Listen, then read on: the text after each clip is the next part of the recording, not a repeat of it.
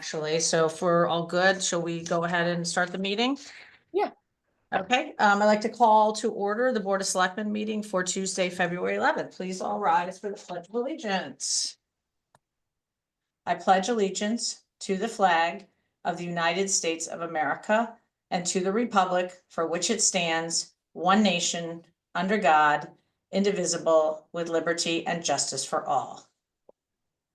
Okay. Alrighty. All right. I think item number 3 is just my first selectmen's updates. I mean, obviously, some of the things I want to update you on is on the agenda later today. Just want to highlight, we've started well, first of all, the town meeting, which is the state of the town, which is on Wednesday at 7 o'clock. So I encourage people to attend that. That is basically just a review of where we are. It's required by the town charter. We're not voting on anything. It's just an opportunity. I give a presentation. It's pretty similar the last couple of years. We usually hold it in the Hammond Asset Room, and it's also on Zoom. And just encourage the public to attend. If you can't, it'll be recorded.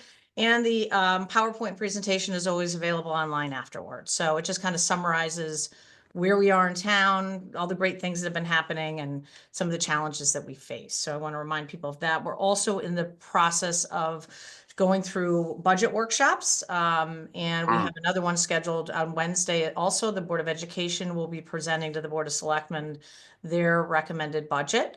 And we'll be continuing the budget calendars posted, I think, on the finance department website and as well as on the town calendar. So there's lots of opportunities to listen in, and there'll be a public hearing, I think the end of March, once we move forward to the Board of Finance, and then the Board of Finance goes through its deliberations, and then voting day is May 6th. So just wanted to provide those updates. Moving on to liaison reports of selectmen comments. For now.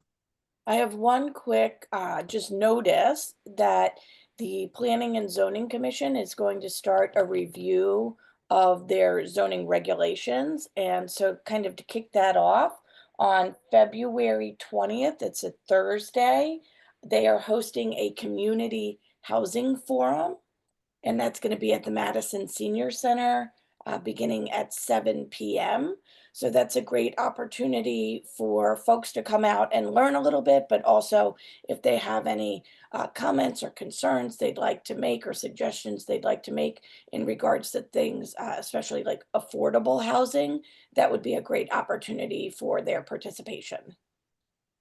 Great point, Jen. I've gotten a couple of questions about that new development and who should they contact. So I sent them to either you or to Hope Partnership, but maybe this is a great forum to have them join. So I'm glad you said that. Yeah, and the chair of planning and zoning will be joining us later today, to talk about the housing forum and the process for the zoning regulation updates too. If people who are attending are interested in hearing kind of her update to us as well. So that's later in this meeting. Al, you have any comments or no? Okay. All right. Moving on to citizens' comments. I know looks like we have a few people, and so just would like to please ask that you keep your comments to 2 minutes or less and state your name and address for the record. Go ahead, John. Good morning, John Rasmus, 4 Governors Way. Morning, we can hear you. Oh, okay. Just wanted to make sure. I asked that the Board of Selectmen table items 7A and 7B, the 2 appointments to the Madison Youth and Family Services Board. I think these items should be moved to an evening meeting. I know there were a lot of people that wanted to weigh in on this, and being an 8 o'clock Tuesday morning meeting, they weren't able to. So that's number 1. Number 2, I think all of the Board of Selectmen should interview and meet all the candidates for these positions, and tabling those items would allow for that. I don't question whether the 2 candidates that are on the agenda are qualified. I just know that Lisa Dean is the most qualified. And I believe she is being dismissed because of her political affiliation. And I think all 5 Board of Selectmen members know this. The opioid epidemic should be one of the top issues for Youth and Family Services. And Lisa Dean has done more than anyone in this state in that regard. And even at the national level, she's probably one of the top advocates on this issue. And again, this should be one of the top issues of the board. Think there's anyone that's done more in Washington and at the state capitol on this issue, no one in this meeting room has done more than Lisa has done. So again, I ask that these appointments, again, I applaud the 2 members, the 2 candidates for stepping up, but I think this has to be reviewed, and I'd like to see it tabled to next meeting for that purpose. Thank you.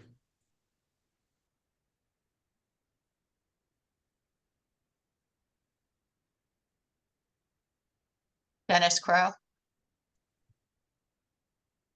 Good morning. This is Dennis Crowe, 141 Twilight. I'd like to express in the strongest possible terms my actual outrage over the Board of Selectmen refusal to appoint Lisa Dean to the Madison Youth and Family Services. We believe this was all orchestrated by Peggy Lyons and Joan Walker, and I believe that the others just danced to the tune. Scott and Al just went along with it. What makes this so blatantly offensive is that you claimed it was concern over national politics. You told this to people. And that pretense is offensive. It's insulting, actually. Nobody knew that possibility even existed, that Lisa Dean would go on there, except for the people that you told. And that those people were told what concerns you wanted them to have. You manipulated the concern. You handpicked the new candidates after receiving Lisa's application, and even moved one candidate from the Economic Development Commission to this to ensure that you got the people that you wanted. As a candidate for state rep, Lisa ran a campaign that was completely unconnected to national politics. She ran primarily on fighting opioids and on cost cutting. Giving her founding and running of that organization, Demand Zero, fighting opioid use is obviously her passion. The Madison Youth and Family Services website, to John Rasmus's point, they show a large graphic and surveys about opioid use. That is their concern too. Lisa is a perfect fit in that group.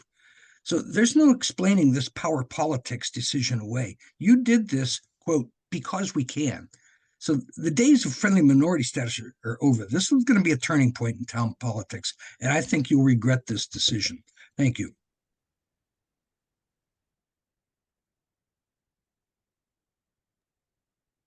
I don't see any other hands raised online.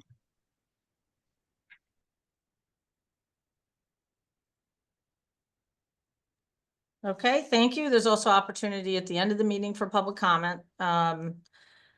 Moving on to item number 6, the consent agenda. Can I get a motion to approve the consent agenda as presented?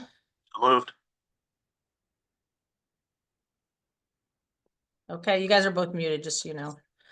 Any So moved. I'm not muted. Oh, we had seconds though. Okay. So any other comments or questions regarding the consent agenda? If not, hearing no objection, I'll raise our hands and say aye.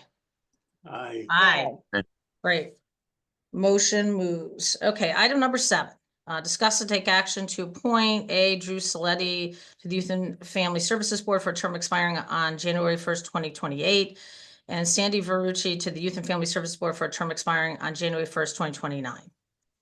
Moved. Second. Okay. So I guess discussion, I think obviously we've heard some very strong opinions on this. And I will say this has caused a lot of honest conversations that we've had just individually with each other, which I think is important to have a dialogue. I think I've learned from those conversations, and I hope that my colleagues would also hear and learn from those conversations.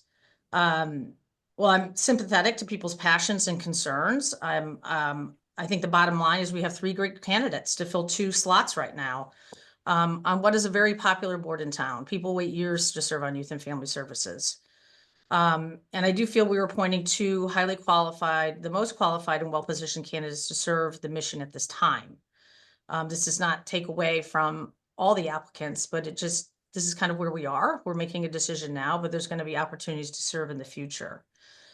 Our board has always been committed to ensuring a variety of voices are represented on all boards and commissions, and that includes representations by Republican applicants and unaffiliated applicants. Good government includes a balanced point of view. So I think that all applicants, regardless of party affiliation, should be considered equally, whether they apply through the RTC, the DTC, or directly to the Board of Selectmen. And we often have a system that penalizes those people who are not active in a political organization. Unaffiliated voters make up 43% of the town's registered voters, yet hold less than 20% of all seats on town boards and commissions, because many people don't want to go through the party system, but they feel obligated to in order to get an appointment. So I know we talked about this last year because we've had other kind of times where we've been a bit, a disagreement on this about how to move candidates forward. And I know Bruce and Al, we're going to work together to come up with some options. They have done some research, I know, and are in the process of doing that. I remain committed to finding that way where we can kind of take out some of the contentiousness of this, because people are very passionate and they want to serve, and we want to make sure that everybody has an opportunity to do that. So I just would highlight that, I want to continue to move those conversations forward about an alternative process than what we have now. And also just know that we will continue to support all candidates serving on our boards. This isn't anything related to one party or another because of somebody's political status. So those are my comments. I have a statement to read in from Bruce since he wasn't able to join us today. And then I have a statement from myself as well. So I'll start with Bruce's if that's okay. Yep. Okay, so from Bruce, he says, Madison has a proud history of volunteerism in our town that values different perspectives and above all, made sure those in minority had meaningful input. It was understood that every individual contributes a unique voice, enriching our town through their distinct experiences and ideas. It also acknowledged the reality that in a small community, our common ground is much stronger than whatever is going on in the national news. When people are marginalized or dismissed because of their political beliefs, we limit our collective potential and compromise the fairness necessary for progress. Unfortunately for all of us, under the current administration, Peggy, Al, and Scott have cast this value aside. We now have yet another instance of a qualified and enthusiastic volunteer passed over due solely to the party affiliation on her voter registration. You may hear other reasons offered, but she was not even considered, and when you cut through the excuses, you are left with one thing: she belongs to the wrong party.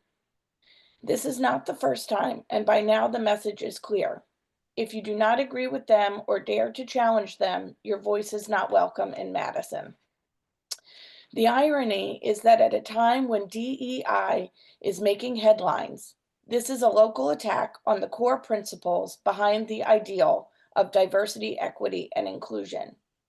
By rejecting individuals based on politics, we also reject at a fundamental level the idea of diversity.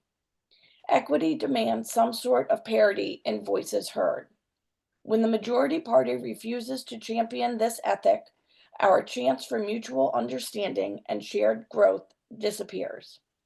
When we push any group away because we might not like what they have to say, we abandon all pretext of inclusion.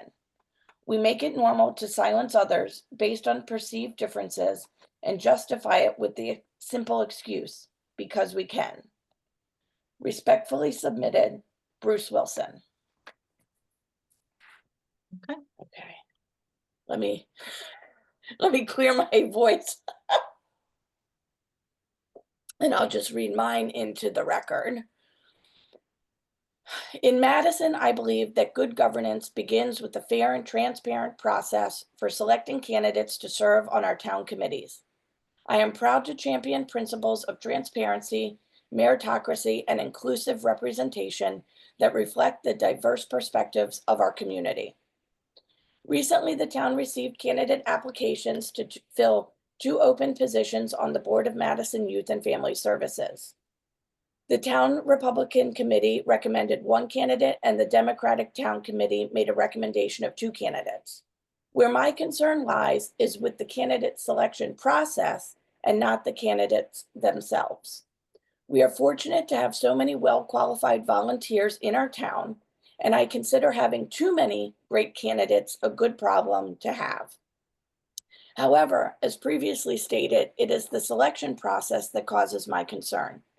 When the Board of Selectmen received our draft agenda for today's meeting, candidates for the positions had already been selected and decisions were made without input from the Republican members of the board. I was deeply concerned to learn that the Democrats cited discomfort with appointing a Republican candidate due to decisions made at the national level by the current presidential administration. Local governance should not be overshadowed by national politics. Decisions about who serves on our committees must be based on merit, qualifications, and a commitment to serving our town, not political affiliation or national narratives. Disregarding qualified candidates based solely on a party alignment sows seeds of distrust and fosters division within our community. Instead, we must embrace the diverse experiences and professional expertise of all community members to bring vibrancy and strength to our local government. To ensure fairness and transparency to the process, we must create new pathways.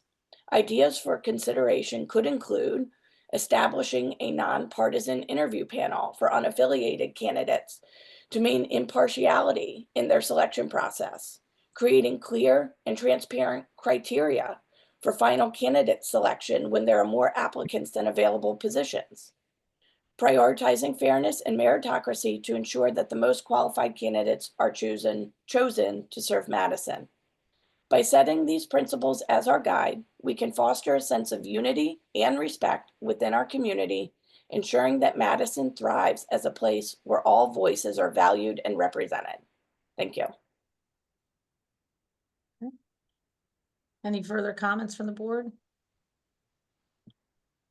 I think that one takeaway we all should have, and I think the public should have, is we recognize that we're required to operate these appointments through a political system because that's the way the state statute is written, right?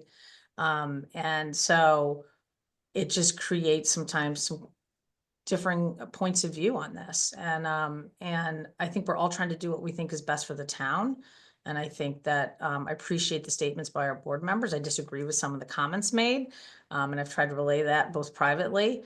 But at the same point, we have to find, I hope, a better way to do this going forward, so that we don't kind of keep having a repeat, whatever direction it is. And I do want to also comment that there has been decisions made, bipartisan decisions behind the scenes before. We try to keep these out of the public discussion because it's involving residents. You know, we try to respect their privacy and not to drag them into a public discussion. But there are a lot of conversations that do happen behind the scenes to make sure that we're ensuring everybody has an opportunity to serve. So, but I appreciate both Jen and Bruce's comments. Like I said, although I disagree with some of the statements, I do think it's important we all talk about this and we keep the dialogue going. Because I think, to your point, that's the most important thing. We have to be willing to talk to each other. So, so with that, I guess is I'm gonna say something. I think it's important just to, beautifully said, by the way. And Jen, listen, I appreciate all your thoughts and Bruce's thoughts as well. I think we've had some really wonderful, healthy, respectful dialogues, as we always do on this board, both privately and certainly in public as well. And I think that's the cornerstone of, our democracy and, candidly, how well we work together as board members. So sincere appreciation for that, just to start the conversation. And listen, I talked to Connor as well, Connor Favre, the RTC chair, at length. I know Peggy did as well, at length. And we've had some very, very respectful, open dialogues, and I think that's awesome. That's where we should be, and we should be able to have those conversations. I want to reinforce that this isn't a personal decision at all. This isn't about, in my opinion, about Lisa Dean. Lisa Dean's experience. Lisa's amazing. The things she's done at Demand Zero and her candidacy is amazing. She's a very qualified candidate. Unfortunately, or maybe fortunately, we're in a position where we had 7 candidates come through our nominations committee, 2 of them being unaffiliated, so non-party related. And our nominations committee chose those 2 candidates to be put forward even over Democratic candidates. And I think that's an important point that we should be putting out there, that, our team chose the unaffiliated candidates before the Democrats. It's also important to point out that one of the candidates, I think, Jen, you may have mentioned it, or Bruce may have mentioned it in your comments, or maybe Dennis did, pulling out of EDC. Well, that particular candidate was put on EDC because he really wanted to serve the town. But his first choice was to join Madison Youth and Family Services, but there was no position open. So he had been waiting until ultimately a position may have opened up and kept his name in the hat because that's where he really wanted to serve. Did a year on EDC, to give back to the town, but was waiting for this opportunity. So I think that's also important. Listen, this is an amazing situation for us in that we have a wealth of qualified candidates. I don't take anything away from Lisa and all the wonderful things she's accomplished, but I just think, in this particular situation, these 2 candidates are just more qualified. That's it. It's not a political decision. They're just more qualified. And I think that's a really important thing. And listen, to Peggy's point, I think, yes, behind the scenes, we have had some political conversations related to other situations, whether it be the Board of Finance vice chair, whether it be the police commission. There has been some other compromises made. I can also think back, Bruce, I know you're not here, Bruce, but you'll watch this, I'm sure, but, not allowing the current chair of the Board of Ed to be the vice chair back when the Republicans had the majority as well. So it has been done on both sides. So let's not talk out of both sides of our mouth and suggest that it hasn't either. So, I want to be super, super clear that, at the end of the day, we're just picking who we think are the best candidates. And that's really it. And I think we should focus on that. We should focus on the merit of the candidates. And again, nothing taking away from what Lisa brings to the table. She's wonderful. That's it. I don't need to prolong this discussion. Jen, I was very impressed with the comments you read to us this morning, and as well as Bruce's. And there are lofty principled concepts, which I am in agreement with. At times, the Board of Selectmen is just asked to make a close call. And this is one of those situations in which we have 3 candidates and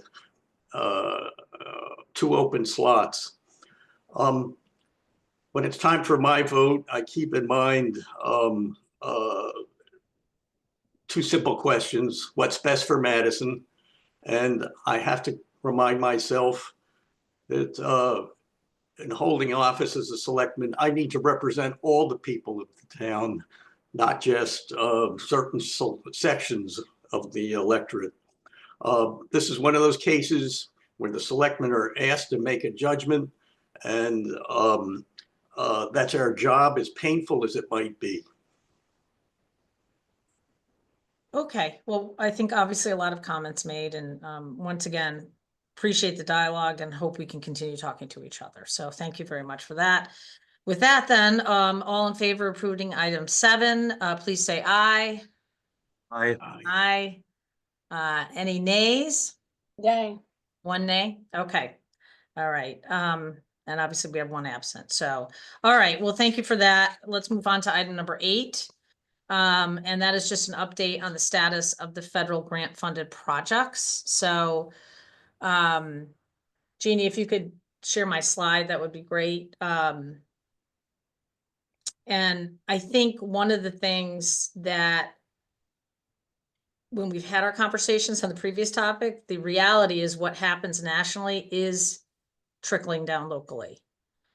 The town of Madison has been very fortunate that we have received you know, a number of federal grants for specific projects, and we had also kind of factored into some of our decision-making process, getting some additional tax credits on some installations that we're making at our schools.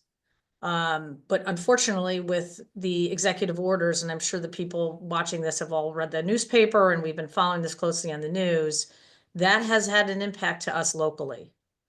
So what's happening nationally is hitting us locally, and it's pretty significant. So we have over $10 million in between grant awards and expected tax credits. And I'll just walk through those projects. I know the board got a more detailed list of where we were on these projects, but the first is we have a grant through FEMA for our Firehouse Expansion Emergency Operations Center. That's basically the project that's going on at the Madison Hose Building. We have a $2.5 million federal grant that we received. That's a grant that we have an actual documented contract with the federal government for that funding. We don't know the status of that. The Department of Energy, the emergency shelter that we're generator, we have $1 million from the Department of Energy. And in your packet, you'll see that we received a letter from the Department of Energy stating that our project would be under review to see if it aligned with the Trump administration's DEI mandates. So this is a project that is to pay for a generator that's really infused at the heart of our Polson HVAC project, because we have to redo all the electrical at Polson, and we factored in installing this generator. So it's going to have a big impact on the timeline if we don't get word whether or not we're going to be able to proceed with this grant. Once again, signed contract with the federal government. These were all approved last year. And that will be on our agenda for the next meeting in February to talk more about that project, because we as a town might have to make some decisions about moving forward with that project, whether or not the grant is secured.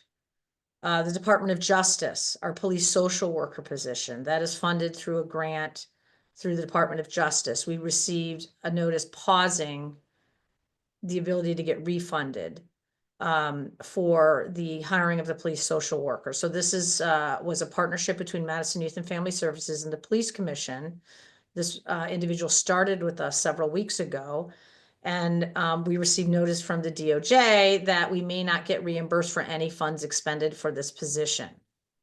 Now, since then, because of the court order, the Department of Justice is at least following the court order, and they've opened up the reimbursement portal. So we've been actively submitting any kind of payroll receipts and everything to make sure we get reimbursed from the grant.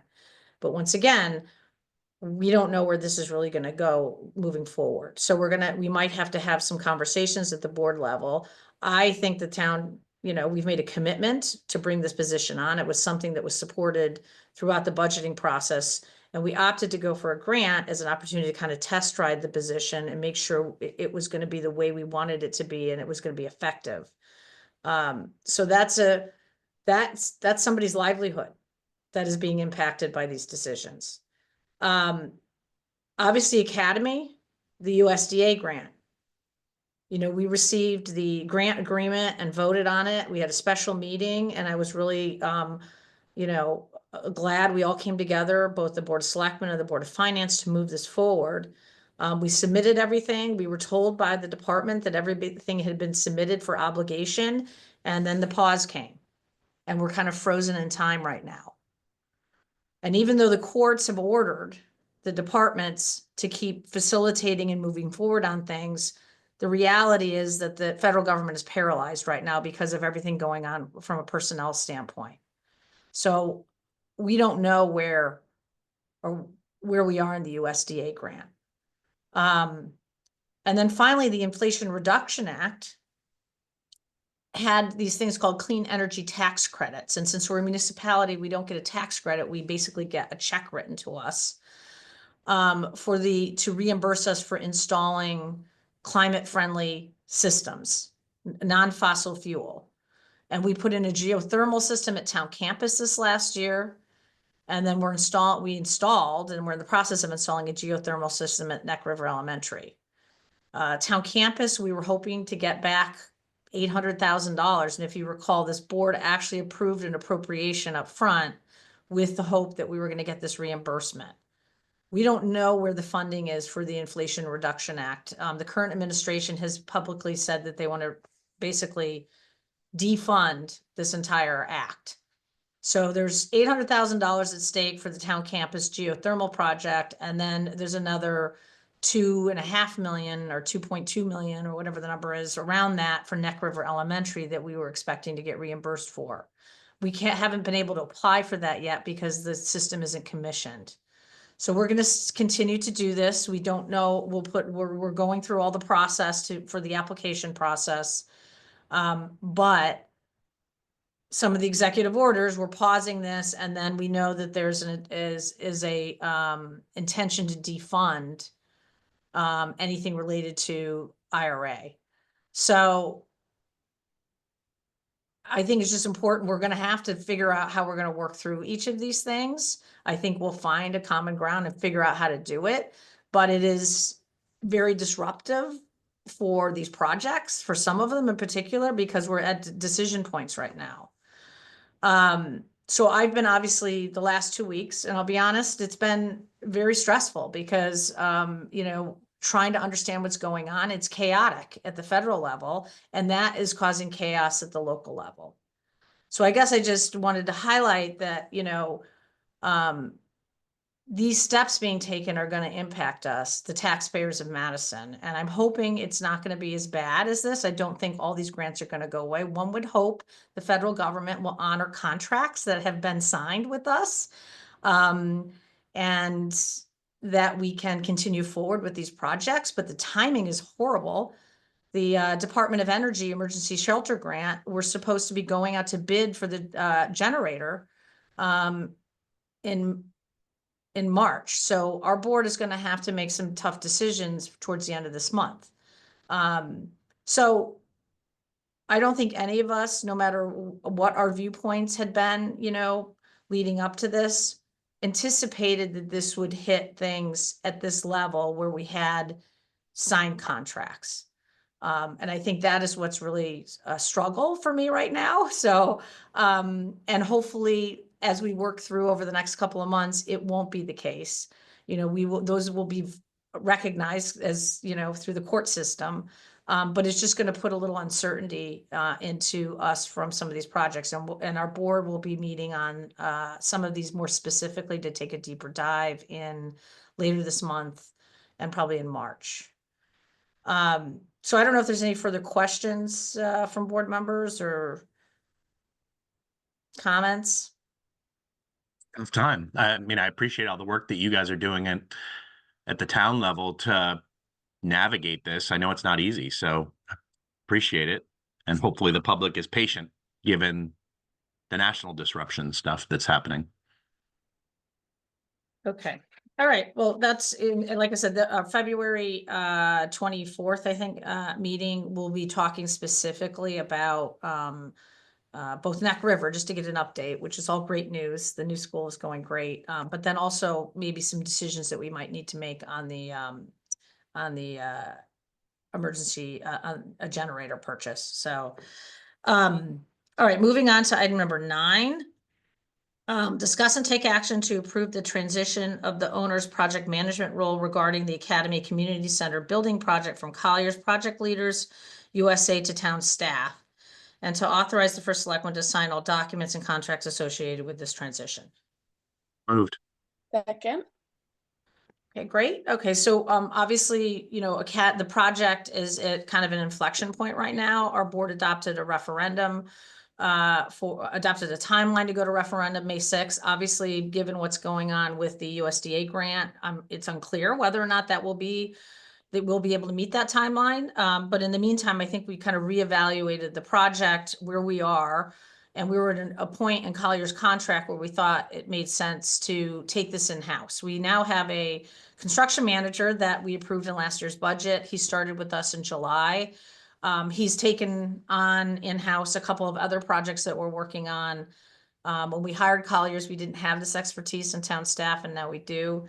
And I think he'll bring a lot to the table, as well as our new facilities director as well, who joined us a year ago. So it just makes sense, and it also is going to save us some money on the project, which is clearly budget constrained, right? So I think being able to move forward and take some of these skills in-house, and transition over to this is the right thing to do right now. Any further comments? No? Well, I just think, with our in-house construction manager and our facilities director, obviously they've been very successful, looking at cost and returning some costs back to the town. So I think there's a tremendous opportunity here, given some of the complexities and things that are going on that are unknowns, that they're going to really take a hard look at this project, and I think we'll all benefit from that. I agree, Scott. Ben and Peter have been a dynamic duo so far. Batman and Robin. Yeah, really. I mean, they've given us some great conversations, presentations on other projects that the town has had ongoing. So I'm looking forward to their eyes and their expertise as we move forward on this. And just a question for the Academy School Building Committee itself. I saw this kind of circulating through the community. Has the Academy Building Committee paused their meeting schedule at this point? Yeah. It Well, looked like they had a bunch they of- pause this next meeting. I think that's a conversation about where we are in the process. It probably doesn't make sense for them to keep meeting in the short term, just because we are in a little bit of a bigger pause because of the funding issue as well. That's going to impact timeline.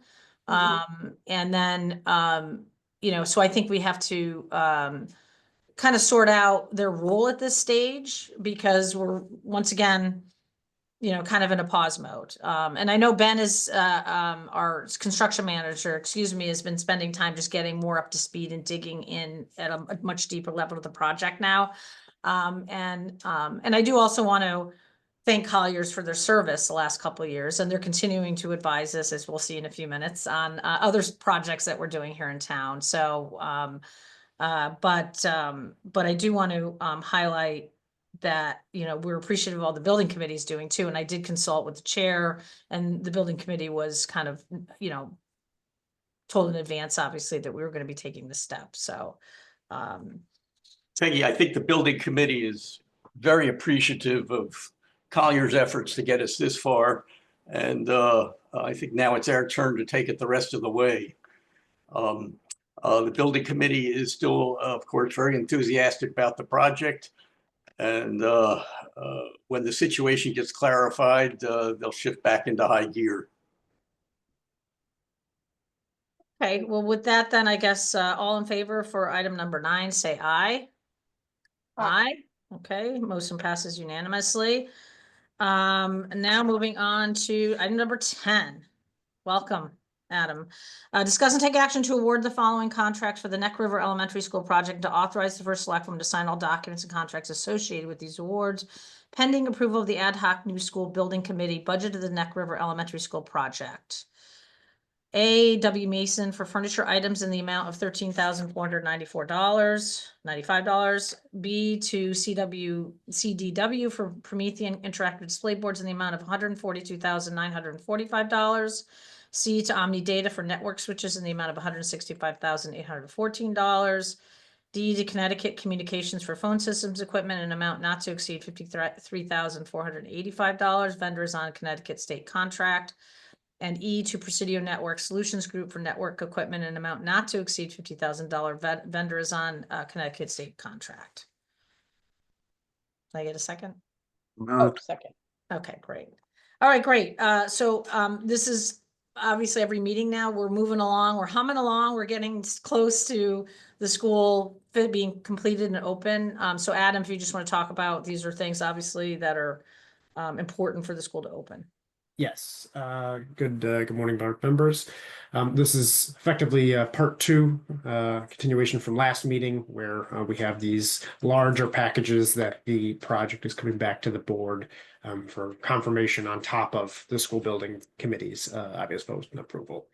The agenda was written such because at the time it was sort of in advance of the school building committee, but all of these motions that before the board today, the underlying quotes and whatnot were just approved by the school building committee last night to sort of confirm that recommendation. So Okay. in the committee packet, there should have been not only the quotes, but the bid fee comparison, as well as my little chart kind of showing what we're looking at today versus what was approved last time versus what's in the future. In the interest of time, I can talk about any of it that you like. The only thing I would point out is that in the second tranche of approvals, we're largely looking at the results from the public bid process for certain components that weren't purchased off of a state contract or similar. In general, the bids were favorable. The expected value for the bids going into the public bid process was about $383,000, and the aggregate total of the bids to be approved is $308,000.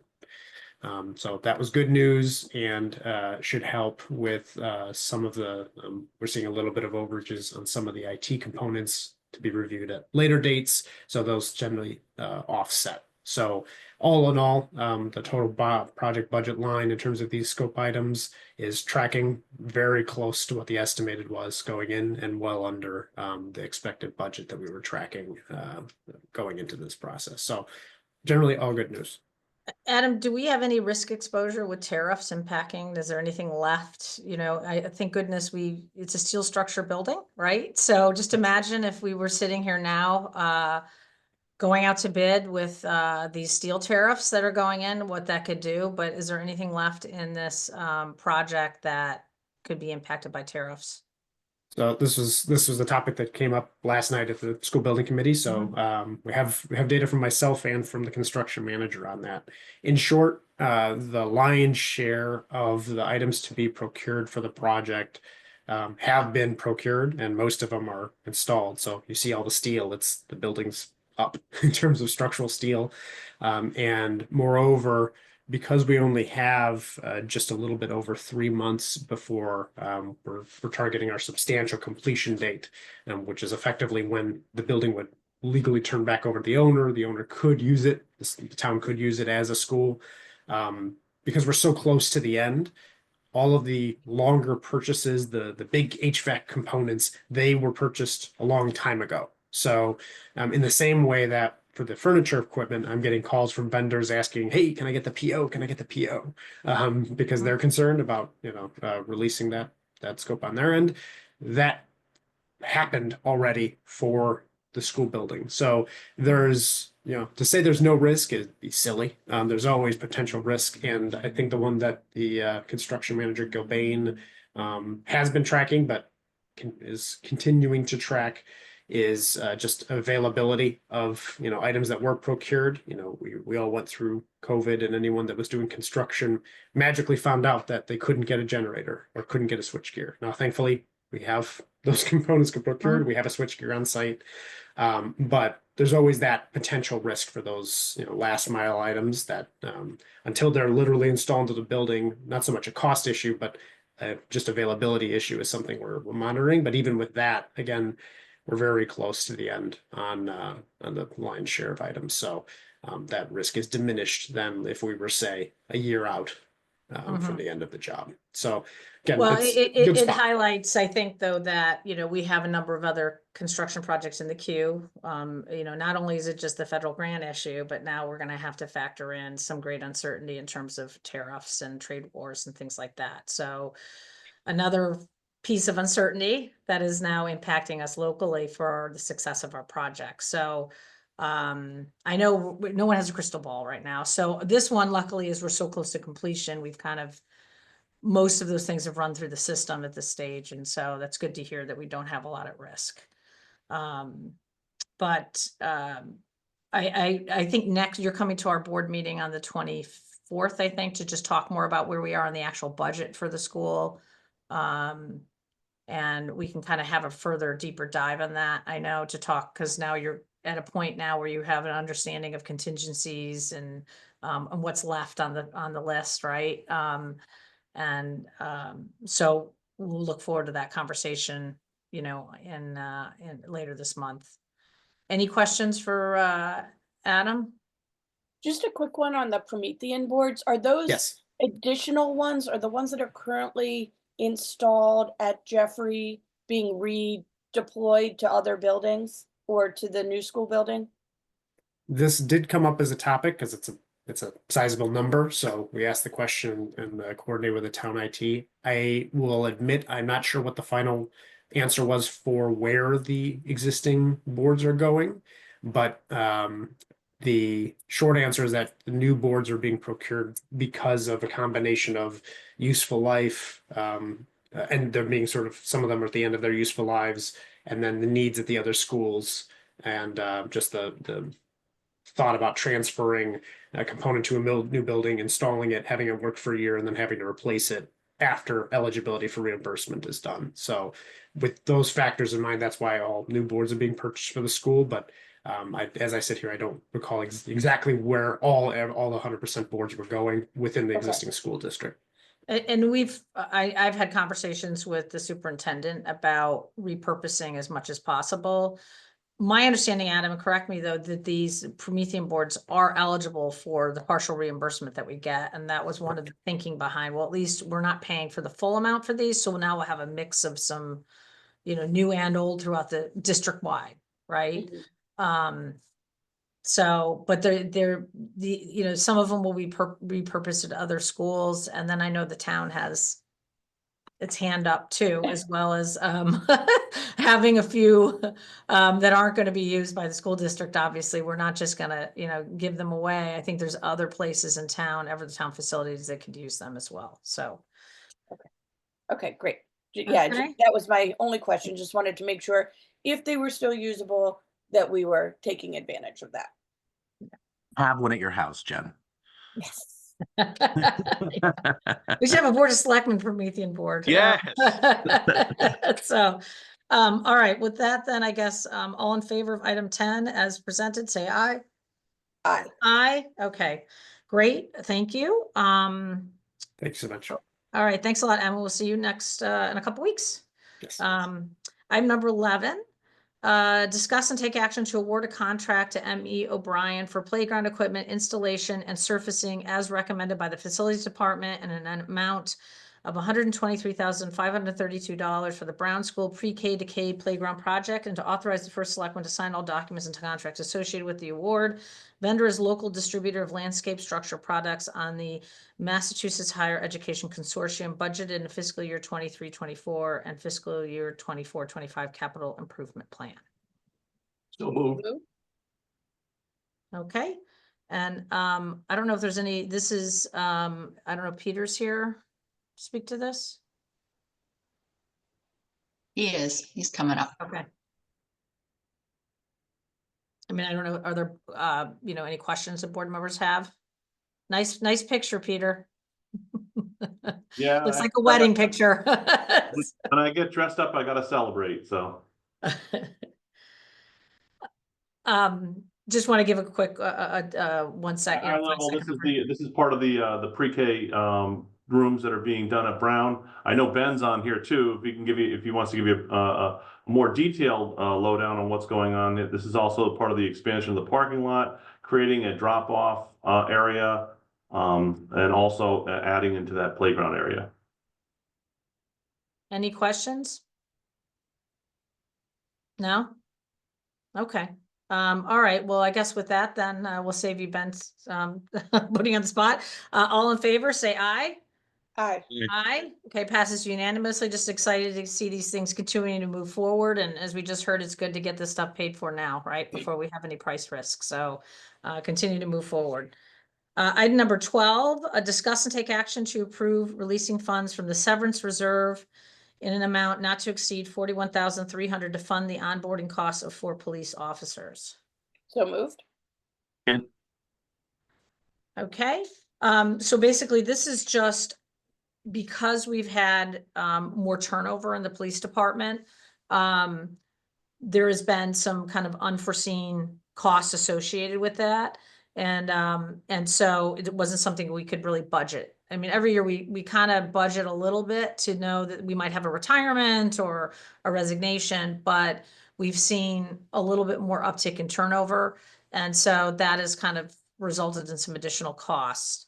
So we just want to cover that. And to use money out of the severance reserve requires both Board of Finance and Board of Selectmen approval. So any questions on that? No? Okay, all in favor, say aye. Aye. Aye, great. Okay, item number 13, discuss and take action to approve the inclusion of Lowry Field in the Old Elm Street Local Historic District.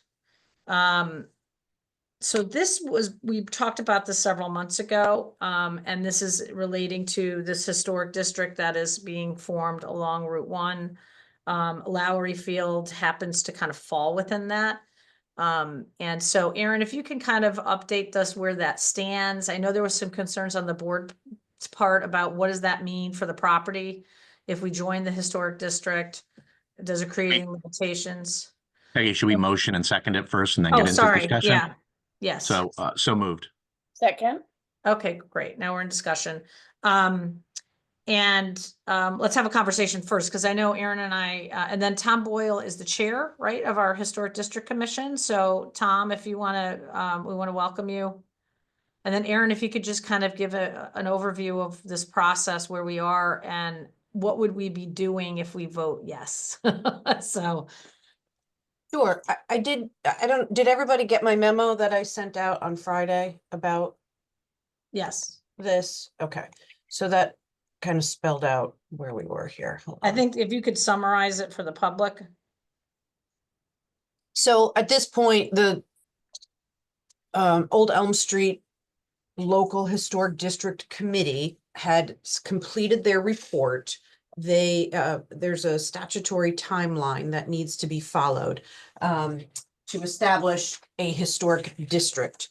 And so the committee has been working to follow that timeline and submitted their study report to both DECD at the state level and the Planning and Zoning Commission. Those were mandatory referrals.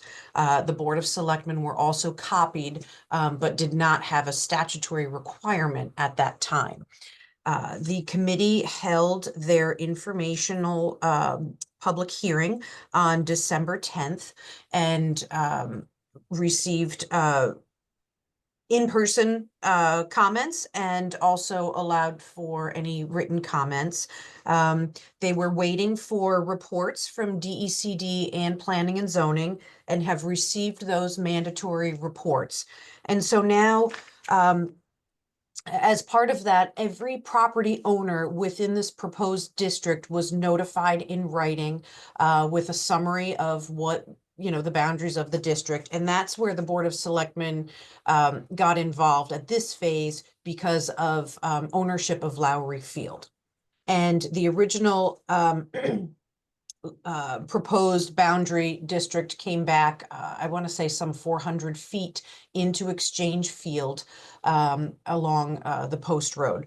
And so the committee has now, over the last almost 60 days, received feedback whether some property owners were looking to opt out or modify their boundary lines.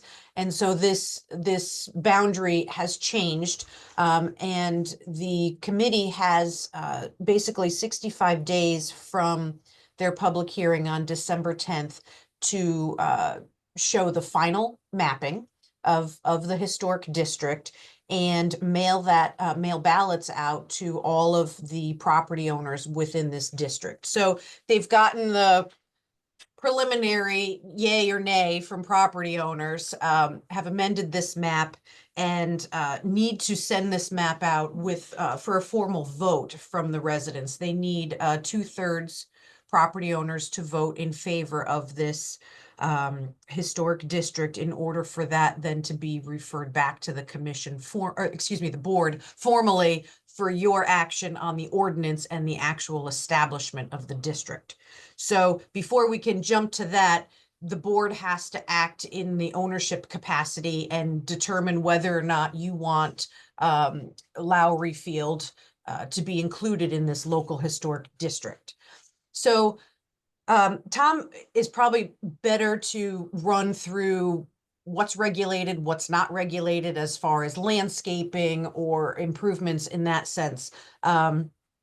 But we did have a revised, I can pull it up actually, a revised boundary that has come through and reduced the distance of the proposed district.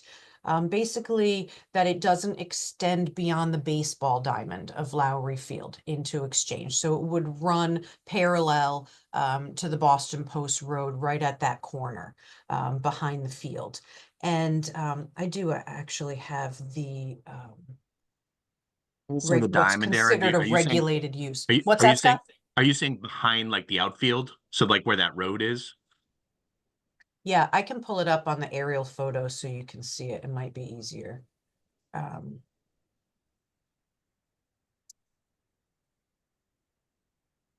have an image, but it doesn't have the aerial, so I think the aerial would be more useful.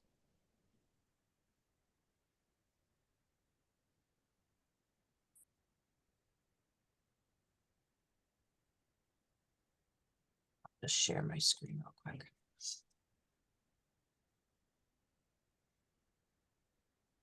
Okay, everybody can see this now? Yeah. Okay, so here's the front of Lowry Field on the Boston Post Road, and Longshore Lane runs along the western border. The initial boundary line was going to come at an angle back to the rear of that's, I'm trying to see what number, I think that's Longshore. 318. Yeah, this property on the corner of Boston Post Road and Longshore. So it was going to come at an angle like this. The now revised proposed boundary will come straight across here, essentially at the dugout area. Not cutting off the dugout behind it, I'm assuming. What's that? Behind the dugout, I'm assuming. Yeah, I'm not sure if Tom, when you drew that map, if you looked at the edge of the, but yes, I mean, that could be adjusted. The board, if you have concerns as well, you can further adjust this line if you have suggestions or concerns. This seemed, since this property is going to be included, it just was the assumption to kind of run from that property line to the corner here. Yeah. You know, but Just that, know there's a batting cage back there too that Little League uses, and obviously the dugout. So I just want to make sure we're advocating for them that maybe it goes behind those. Well, it includes those. They would be included in the zone. Yeah. Yeah. And I guess really the question is more, what does it mean in terms of, so if we want to put a new batting cage in, right? Sure. Is So there like a different we can pull those right up. process, or can we just do that? And I know you kind of touched on it a little bit, and the memo that was in the packet was the one that Mr. Boyle had sent to residents. It's not, you would send something else separate though, but I don't know if the board got that. That is the memo that the town received as well. That was the notice to property owners about the proposed district. What I did, I also included a list of what's considered a regulated activity and a non-regulated activity in the sense of the historic district guidelines. And so regulated activities are new construction, demolition, removal of, or addition to basically any of these elements in a historic district, if it's in public view. And that includes outbuildings, sheds, barns, garages, things of that nature, includes architectural elements of those buildings, and also includes some site features such as driveway areas, parking areas, and those do exist currently on the property. They're going to look at styles of lighting fixtures, retaining walls or fences, things like that. And So I mean, if you look at this list, it's quite extensive, right? So it would include a batting cage. It would include, you know, if we wanted to put solar panels and put a solar farm in the space, or, so it is not just like a house, or it's going to impact anything we do with that property. And it would impact, I'm assuming, if there's roadway entrances, you know, because one of the things we've talked about is an alternate exit for the surf club at one point. I would assume that would impact how does it, you know, any changes we would make to that. Now, that doesn't mean that we don't support this, but I'm just saying it will factor into some decisions the town might make with Lowry Field. They would be considered regulated activities. Yeah. It doesn't say that they're prohibited, Right. but they do require a certificate of appropriateness prior to implementing those improvements. Also to note, along that section of Boston Post Road, that is a scenic road, a state scenic road. And so improvements such as curb cuts and things within the state right-of-way are also subject to a review process through that scenic road advisory committee as well. Okay. That doesn't include private property, so within the town's property, but it will include any changes within the actual right-of-way of Boston Post Road. What's the implication if we decide not to participate in the historic district? I think that's where Tom can speak to. My understanding is that this property is a link to connect the district to those along the eastern and the western boundaries who have an interest in participating. Tom, are you there? Say something at some point. I think so. You're just going to unmute yourself. So yes, There you my go. understanding. He's coming. Here Can he you hear me comes. now? Yes. Yeah, there you are. Hi, Tom. So, hi. So, Erin described that very, very well, I must say. We've been working on this for a very long time. I'm not sure I could have described the procedure that we went through better than she did. But the question on the table now is, because we have lost, in other words, properties to the north of Lowry Field are not going to be included in the district because they've opted out. They've said, no, we don't want to be in here. Because of that, we have to make the district contiguous. It's got to go from point A to point B. We can lose a few on one side of the street, but if we lose on the other side, and this is Lowry Field, on the south side, then the district would basically stop there. So what that means to the district is, if the town said, no, this is something we can't do, then we would lose about 25 or 26 properties to the west of Lowry Field, and the district would then be, instead of about 42 properties, more like 14 or 15. So obviously we don't want that to happen. We want to get everybody that we can into the district, and these are people that have expressed a desire to be in the district. It's not that we're pushing them. They've pretty much, to the west of Lowry Field, they are in favor, or at least have not provided any indication that they're not in favor. So the other question that, let me just address for a second in terms. Before you continue though, can you just comment though? So these 27 homes that you're talking about, and this is really more for the public, can you just comment on the benefit, of becoming a part of this historic district? Absolutely. It's a part of, it's really being part of a neighborhood, and it's being part of a very unique neighborhood, one of the few historic neighborhoods along the Post Road in the state of Connecticut. There's only one other one. It's an old line. So it's important to preserve that. And I think for that kind of cohesion and that neighborhood element of it, it's very important for them. And I mean, over the years, and it's been years, I must say, that we've been doing this, we've made great contacts with all our neighbors. So it's a wonderful thing to keep the neighborhood as cohesive as it should be. And of course, to keep the antique homes in the neighborhood, and they're not all antiques, but those homes, to keep them as they are and hopefully not get them demolished and something else put up. So there's lots of good reasons to join this kind of thing. Is there any downsides? Of course there is. In other words, it's another layer, it's another layer, it's two layers. It's another layer of something you have to do in order to make a change to your home. And that's something that you'd have to go to the building department anyway. And that's really how it triggers. If somebody pulls a permit to make a change to their home, they want to put in new windows, for instance. If they're in a local historic district, then that comes before us and we say, oh, those windows are wonderful, here's your certificate. Or could you make a change to those windows to make them more in keeping with what should be there for an older home? And we've never had a problem with that. People have done it nearly in every single case, actually. So are all 27 of these homes on board with becoming a part of the historic district? Have you kind of polled them all, or is it, are some in, some out? Like, I want to make sure that, we're representing sort of all of them. Yeah, fair enough. Those that have opted out, let me show you a list, if I can do this properly.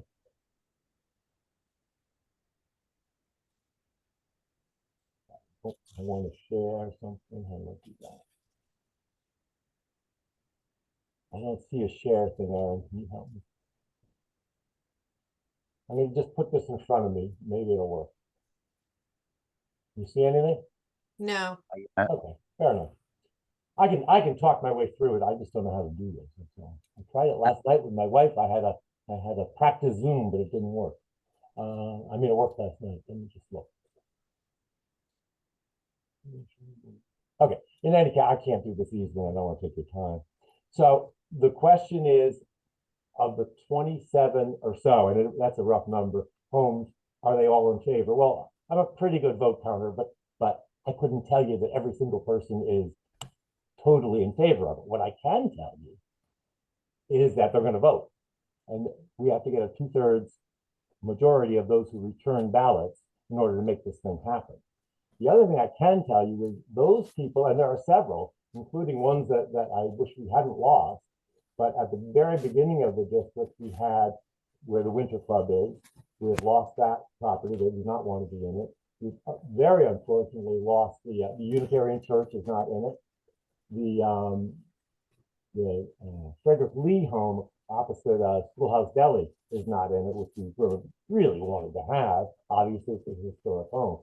So those people that have opted out are obviously, they're not going to vote. They're not in the district at all. So that leaves those people that have been supportive of the district. So I can't tell you that every single person is wildly enthusiastic about it, because it wouldn't be fair. But I can tell you that the last public meeting we had was the 6th public meeting that took place on this thing. And those, like the Unitarian Church, opted out years ago. Fine. And we've had a lot of change in ownership since we've been doing this too. So we had people that were very much in favor of the district, and then a new owner came in, so we had to talk to them and convince them to do that. And what's the reason though why they're opting out? Mostly it's that other layer of regulation that they don't want to deal with. That's really what for improving their property. Exactly. Yeah. Okay. I don't want to have to go through another thing. Now, the reality of that is we've had probably the Historic District Commission, that is, has probably had 50 or 60 applications in the 2 districts that are extant now. We've had modifications for some, and I think a total of 1 application was denied out of those 50 so far, and that was for a plastic fence somebody wanted to put up somewhere. So that's really the way it has worked so far with the Historic District Commission. And we've been very supportive of people making changes to their homes, and people want to make changes to their home. But that really is the reason. They don't want to even think about another layer of regulation on top of them. And I understand that, but it's like anything else, you give up a little bit to get something else. Um, I appreciate your comments. It's very helpful to get the perspective on this, and I just thought it might be helpful as a board to remind us that both the strategic plan and the POCD, you know, specifically call out the preservation of town historic structures and neighborhoods. So this is something that I think from a town, we've said we value a lot. The community has said it's an important part of our, that we put a lot of value on this. Obviously, as a property owner, the town, we're always worried about more red tape, and is it going to prohibit us from doing things down the road, so the Beach and Rec Commission is going to be starting a master planning process for the surf club, the entire facility. And it doesn't prohibit us from making changes at Lowry, and I'm not saying there's any plans to, so please, if the public is listening, but I'm just saying we're going through a process, and maybe at one point they decide to, put some sort of structure up there, or put tennis courts, or put, something different, some other athletic field, pickleball courts, I should probably say, right? Because everybody wants more pickleball courts. That's the type of thing, I guess we would have to go to the Historic District Commission, because we want to put some pickleball courts, say, but down by Lowry. Is that something we'd have to apply to the commission and get approval for? And then the question is,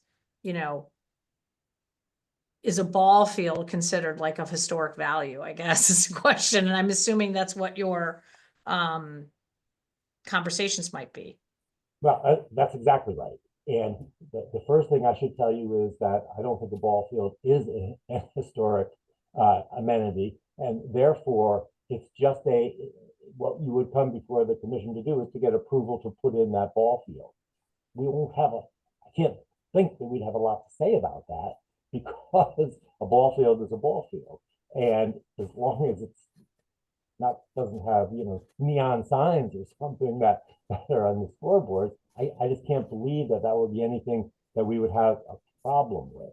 Now, the trigger for this is usually, like I say, a building permit. So the town would need to get a building permit for anything they do there, and then that building permit would be referred to us, and we would look at it. The other thing we do is have a mechanism by which all property owners, including the town, come to us before any changes are, just while changes are being thought about, and they give us, here's what we think we're going to do, and we react to that and say, look, here are the things that we think you should do to make this thing go forward.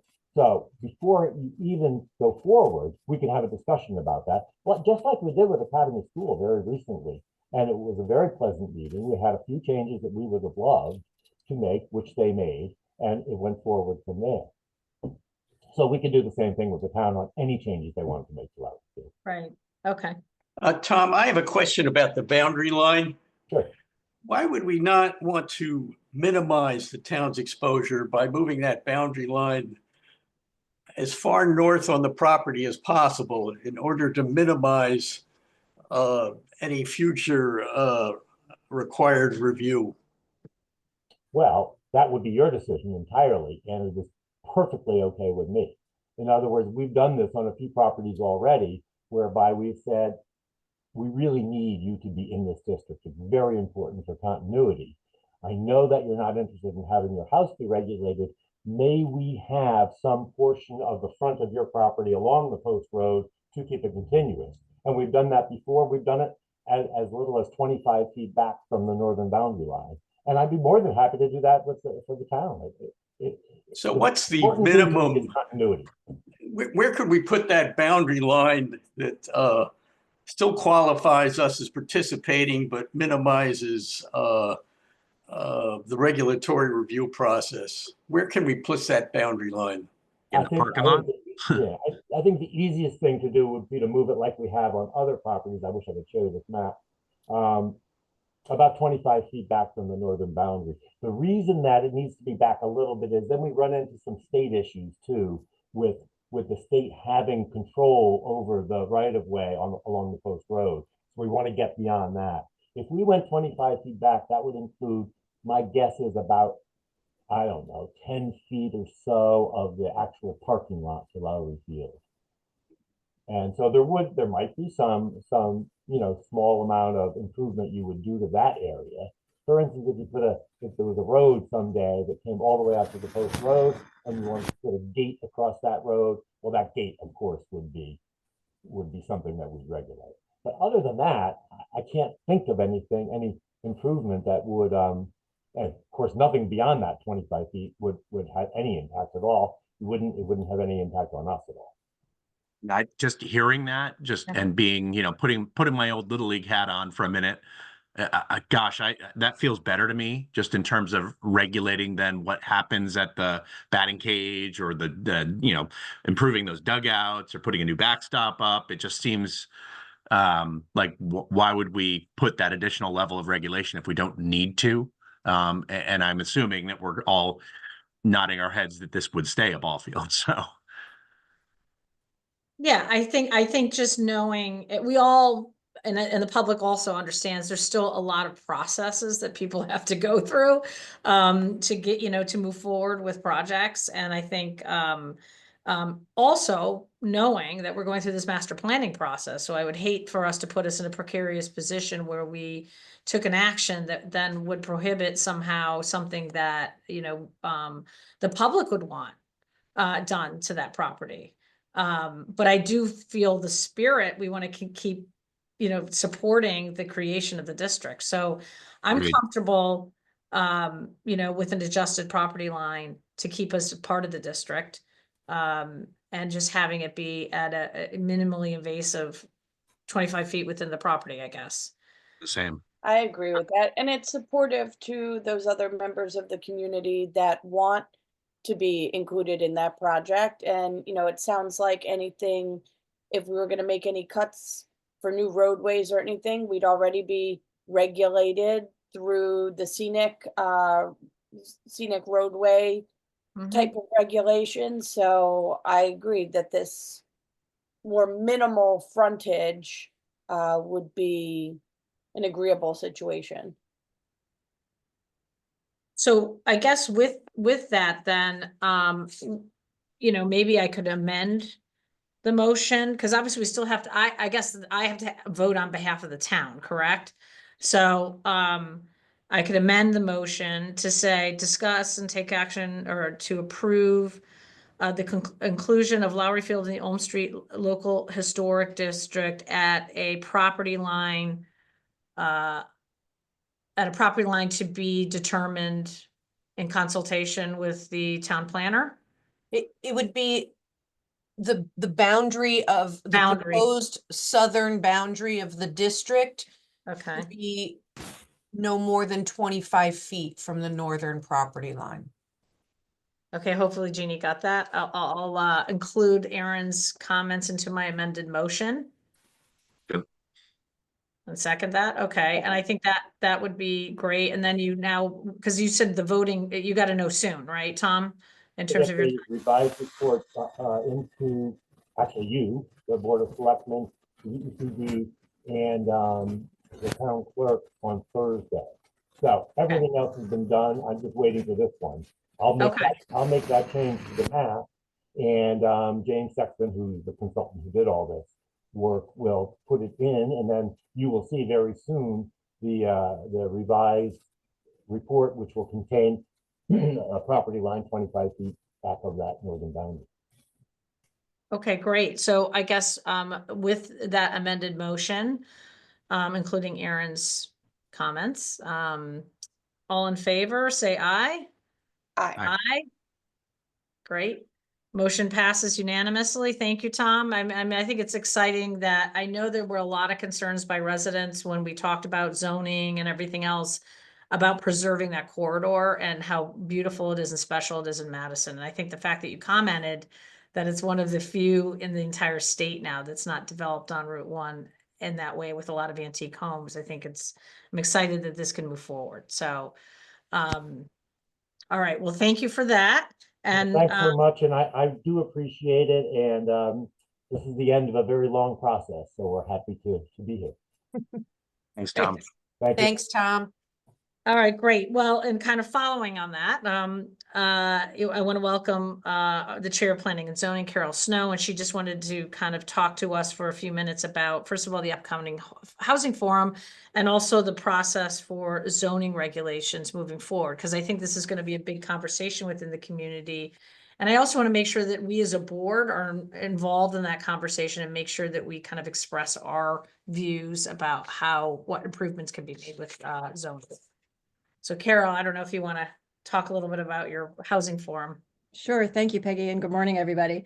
Thanks for having me. Yeah, the Planning and Zoning Commission is really excited about hosting a public forum on housing at our next meeting, which is February 20th.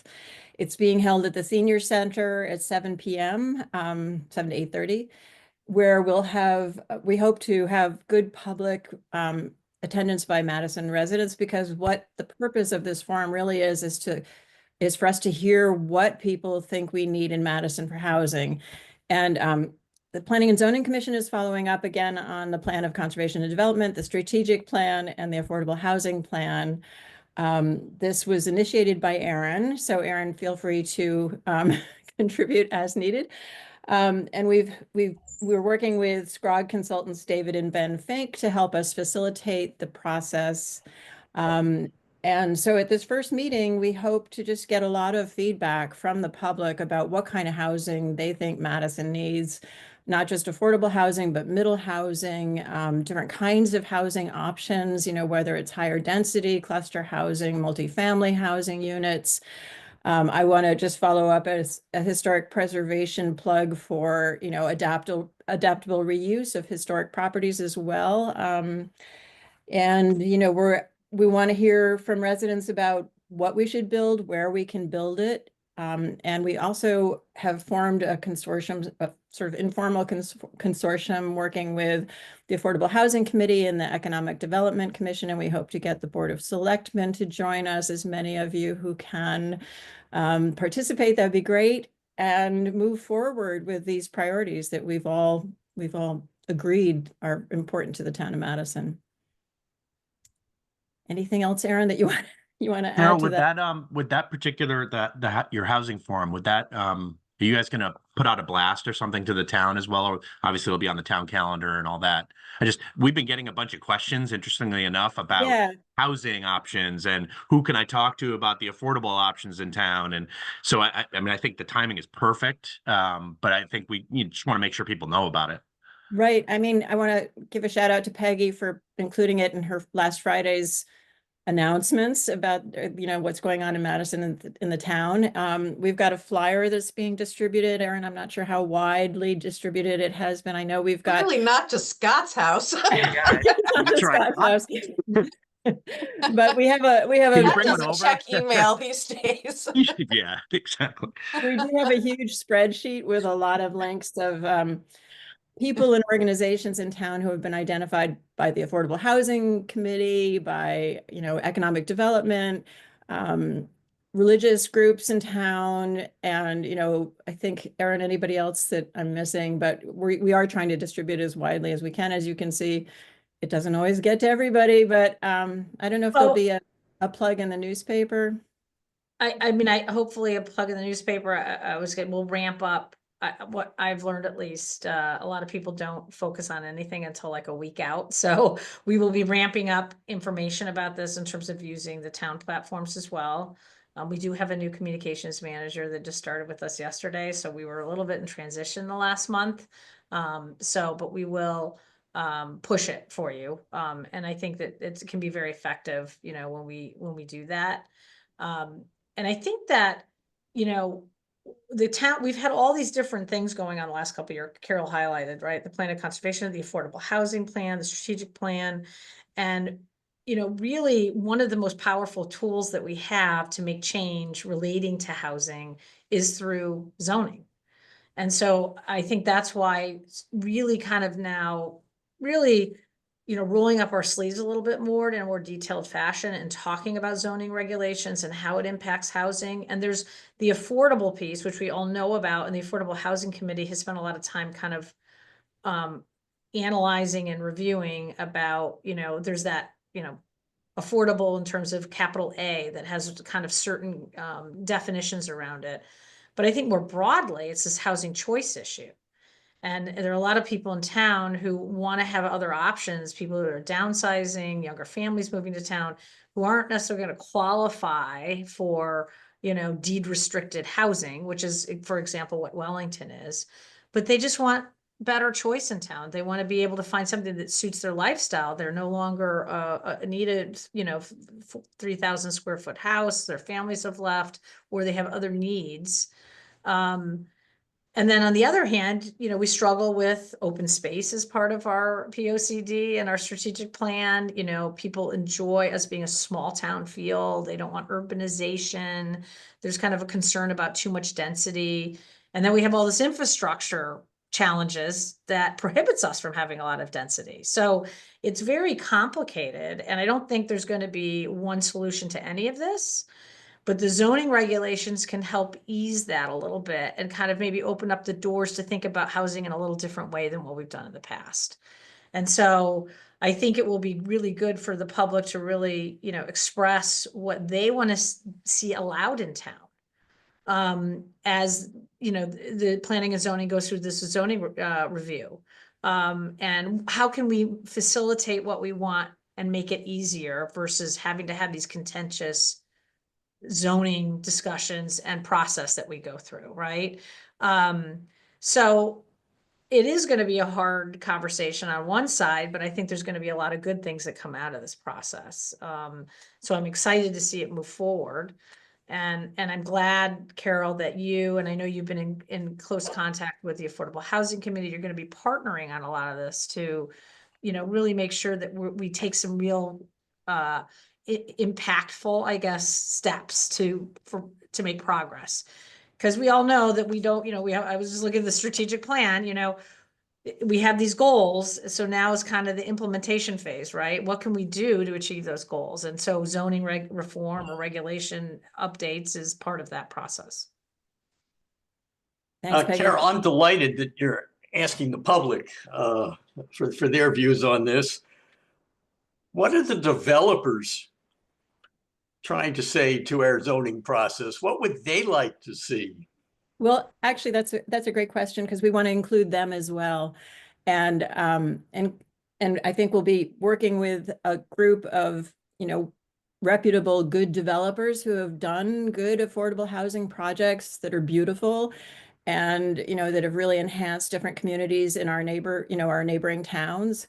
So they'll be part of the process as well. I don't know if any of them are coming to our first forum on the 20th of February. I hope so, but our link to them is through SCROG and through the consultants, Ben and David Fink, who are working with us. So they can at least address that issue at the forum if there are no developers actually present. But we want to work with developers as well, obviously, to make it happen. Thank you. I've been in contact with both some market rate developers as well as some who have experience doing deed restricted affordable housing and extended an invite for them to join us. And some are attending. I have gotten confirmation from some of them, so that it will be a nice group of varied stakeholders there. Okay, well, I think, we will be checking in more. And I think it would be good for our board to have a conversation, the next couple of months where we focus on this issue from ourselves. Like, what do we want to express to planning and zoning? What would we like to see come out of this? And understanding this is like a multifaceted approach, right? And you have to listen to everything, but we've been through all these planning processes now. And I feel like we need to kind of give you guys some more substantive direction, I guess, not, or just recommendations. And so we'll try to figure out how we want to do that over the next couple of months as you start your process. Okay. Great, thanks. I just want to ask one more request from the Board of Selectmen. We're in need of facilitators for our forum, and we would love it if any of the board members could join us. And I think we have 10 tables planned for this meeting, and we've got 7 facilitators so far. So if anyone else would like to volunteer and come join us, that would be terrific. It's not a lot of pressure. Just, No just pressure. some small breakout groups for Yeah. conversations, that's all. I do intend to be there, so I'll be able to help with Oh, that. great. Thanks, Great. Jen. Thanks, Jen. All right, thank you very much, and Thank you. we will move on. Thanks, Carol, for coming out. you. Okay, item number 15 is just an update from our Human Resources Director. You know, we've had some just personnel updates, and then we'll be going into executive session to just discuss some labor issues. So if Deb, if you want to join us for a few minutes. Good morning. Good morning. Hey. So I'm sorry, Peggy, I was being joined as a panelist. Could you just repeat what you asked me because it muted for a minute? No, just if you want to give a brief update on, you know, any new employees joining us, and then we'll probably go to citizens comments, and then we'll go to an executive session to talk specifically about contract negotiations in executive session. But I thought if you want to give just a quick update for the board. Well, we have 2 new police officers that just started about 3 weeks ago, and they're both in the academy. So Chief Drum is extremely excited about that. We just hired a communication and social media manager, just started yesterday, and her name is Madison. So we made it really easy for you. We have a Madison working in Madison.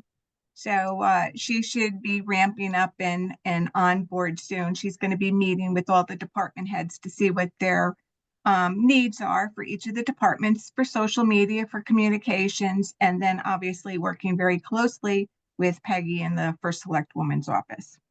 We also hired a program coordinator, which is replacing Ellie Gillespie, who relocated out of state, and she retired from the town of Madison. And that new program coordinator started yesterday also. So it was a busy day here in Madison for 2 new employees. And she will be working at the senior center with Heather and Austin. So they're very excited about that too. Awesome. Great. Thank you. And the good thing, we've had multiple candidates also apply through these different, you know, so we feel there's been a little bit of a shift. I think a year ago it was really hard to hire in municipalities.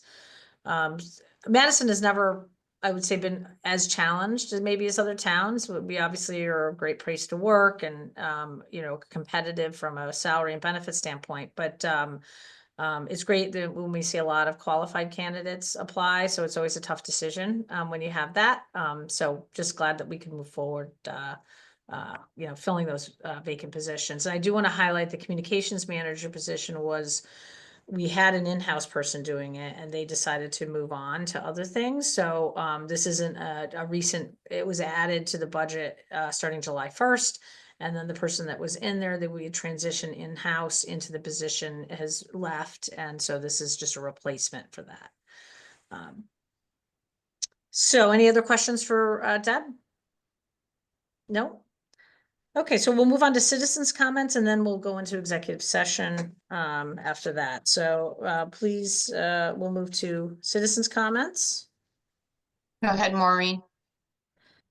Please state your name and address and limit your comments to 2 minutes, please. My name is Maureen Lopes, 25 Old Farms Road in Madison. And I just wanted to call attention today to, I recognize the importance of looking at the dollar amounts that are being affected by what's happening in DC.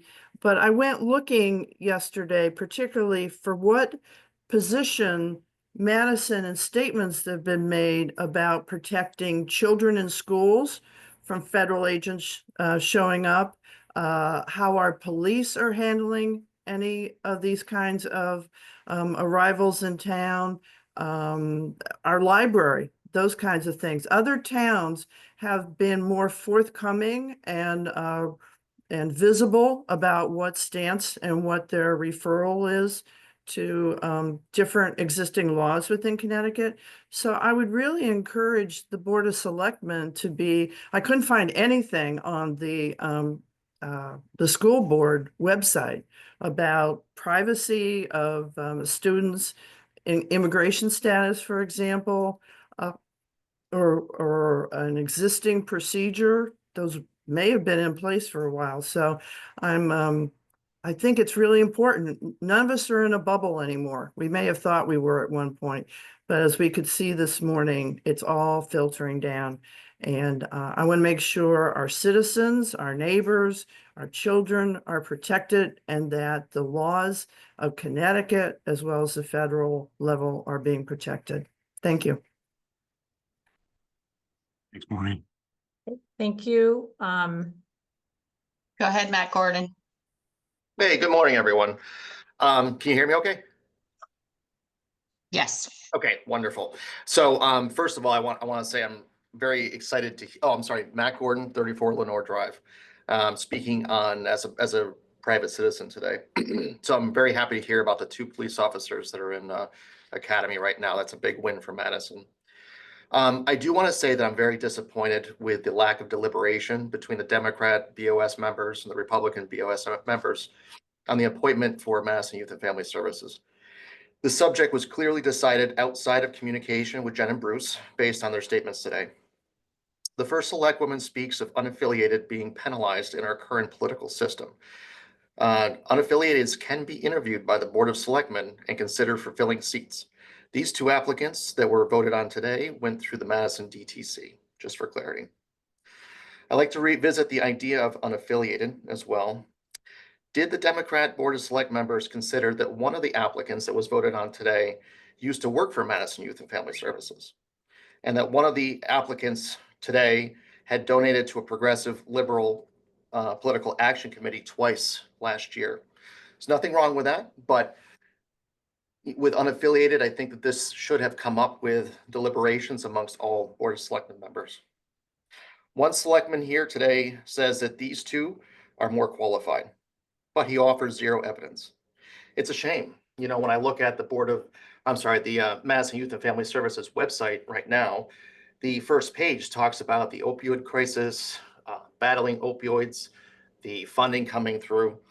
And Lisa, clearly, as been stated before, this is what she does. I mean, she's worked with John Michael Parker at Capitol Hill on this. She is very qualified. So I'm wondering what that evidence is to the Board of Selectmen statement. You did have an opportunity today to do what was right, to choose Lisa and another person, not to bar Lisa out of the conversation. I do ask the Democrat Board of Selectmen members to vote independently and for what is right for Madison going forward. Thank you.